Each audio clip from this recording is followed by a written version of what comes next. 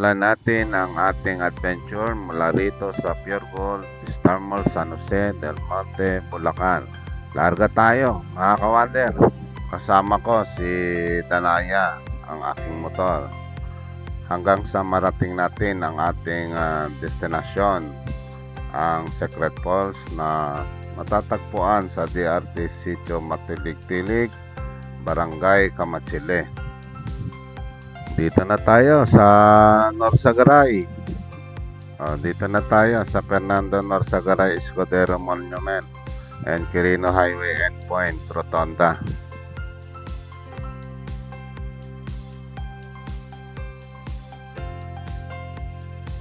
Approaching Angat Arc.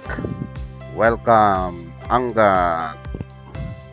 Pagkalagpas lang natin na kawander sa Angat Welcome Arc, dito makikita natin ang Angat River.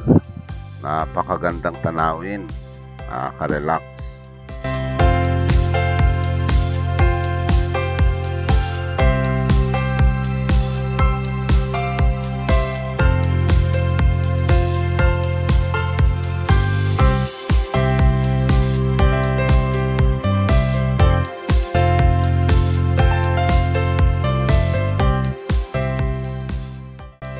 Kanan na tayo dito sa Embalte Road, mga kawander.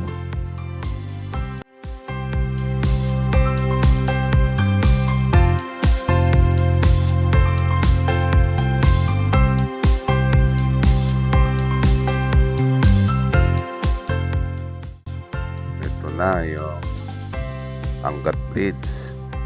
Itong ilog na nakikita natin ay karuktong yung unang ilog na nakita natin kanina right after yung Angat Arc.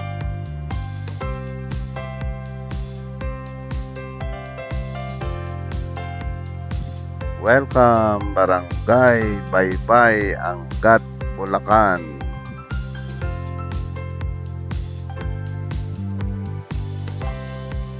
Approaching Doña Remedios Trinidad. Welcome.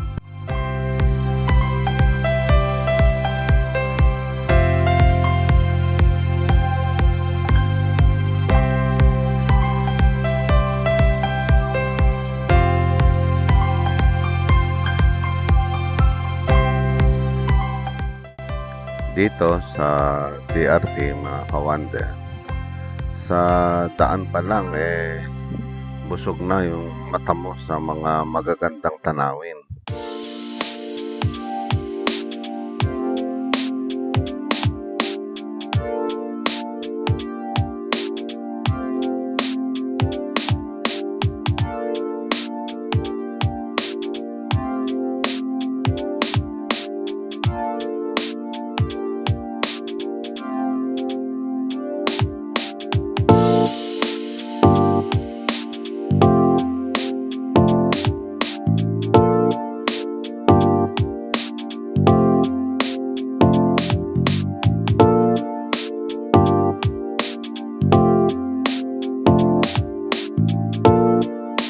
Triangle kung tawagin nila ito.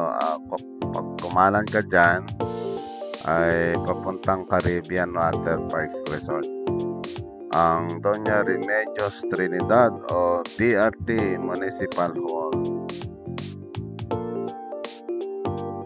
Sana tayo ng tanghalian, mga kawander, kaya kain muna tayo dito. Ganoon lang.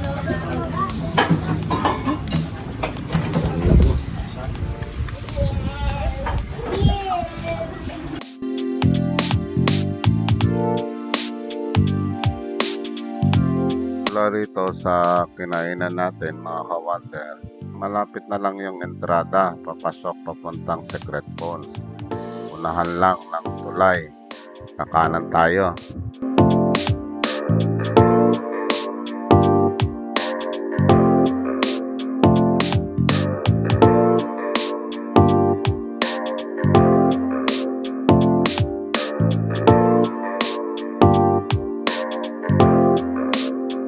Mula sa may Angat Bridge hanggang dito ay may layong mga 10 kilometro.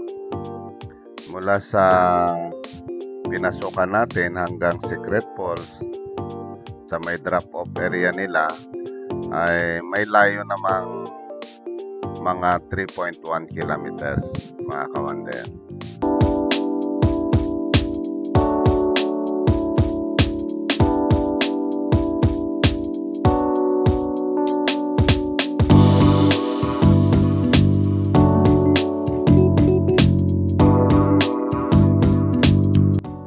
Excited na yung registration station nila.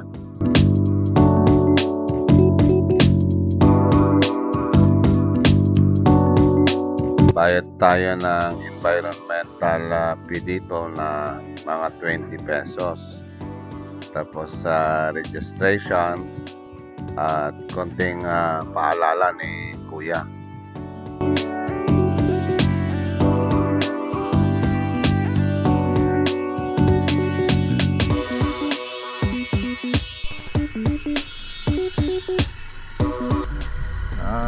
Dito kawander, kailangan may guide ka pag pumunta ka dito.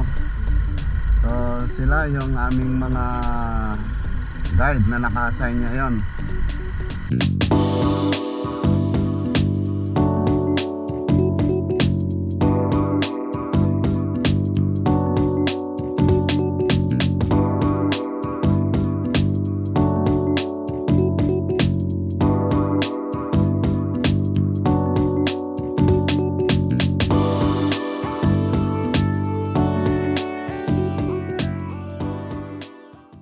Dito na tayo sa DRT Kawander. Okay, ito si Sir Boy, yung ating guide para doon, hanggang doon sa may Secret Falls. Okay, larga tayo.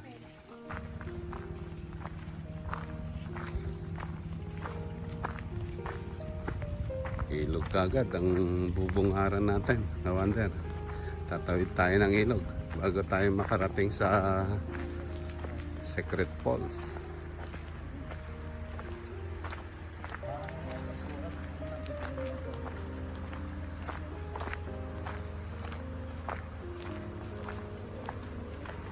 Ayan. Tatawid tayo ng ilog. Dito po mo. Nagagawa na po ngayon. Nakakaraan.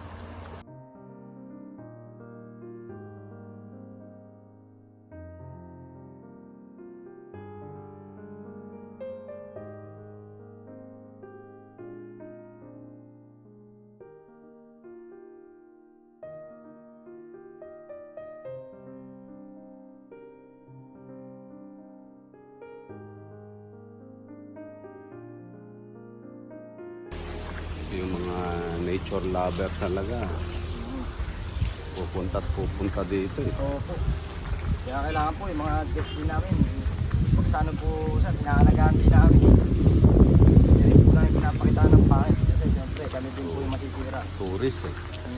Kailangan talaga yung hospitality talaga. Opo.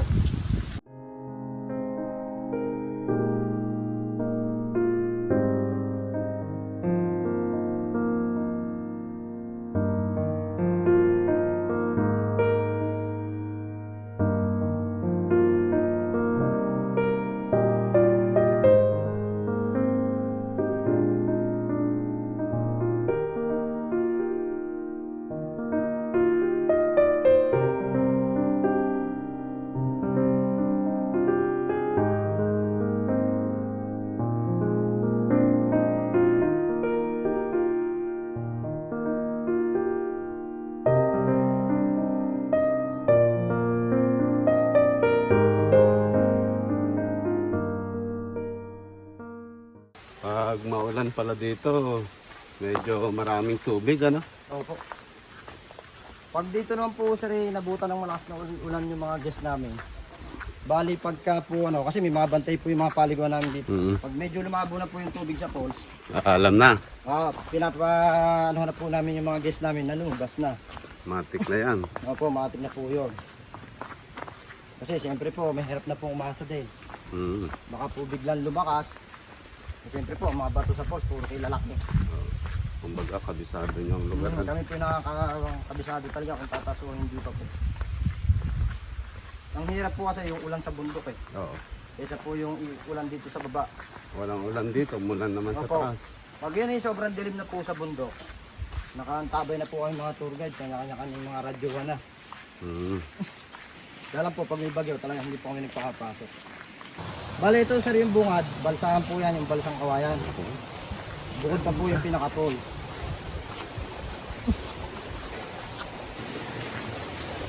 Ito po sir yung bungad. Ito po yung unang palaliguan nyo. Wow. Ito po. Yan po yung mga balsang kawayan sir, yung nakalutang na. Ganda. Tapos, pwede kayo mag-swing sa lubid kung gusto niyo pong mag-try ng mga ganyan. Oo. Yung may mga balsa po ma'am. Kaya nag-swing po sa lubid. Oh. Isa po yan sa activities dito sa Secret Falls.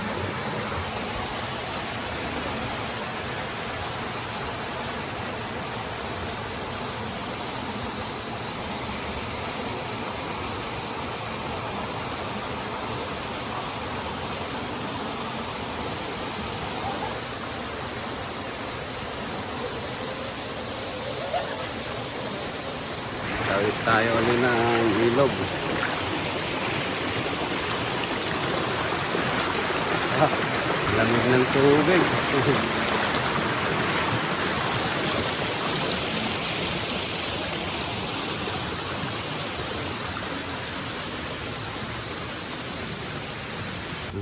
Tawid tayo. Dalawa po kayo, 180. Doon na lang po ma'am yung ante. Thank you po, sir. Pwede po yung mga bata rin to kasi may mga part na mababaw naman po paliguan. Kaya nga. Yan, isang kids naman po. Tapos, pwede lang din yung mga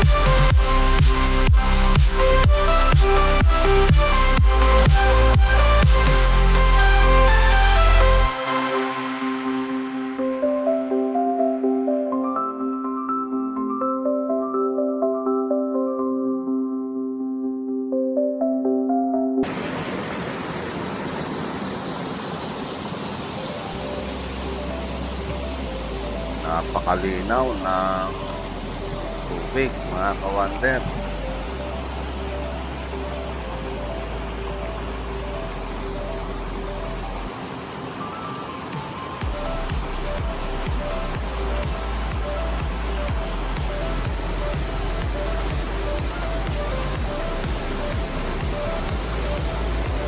Tanaw na dito yung falls.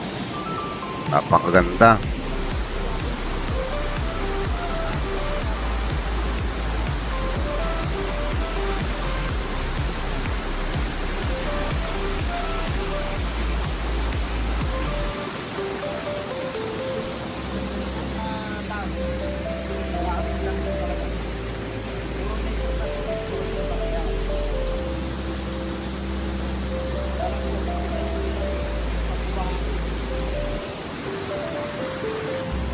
Ang pinakamagandang tanawin dito, kawander, ay ang talon.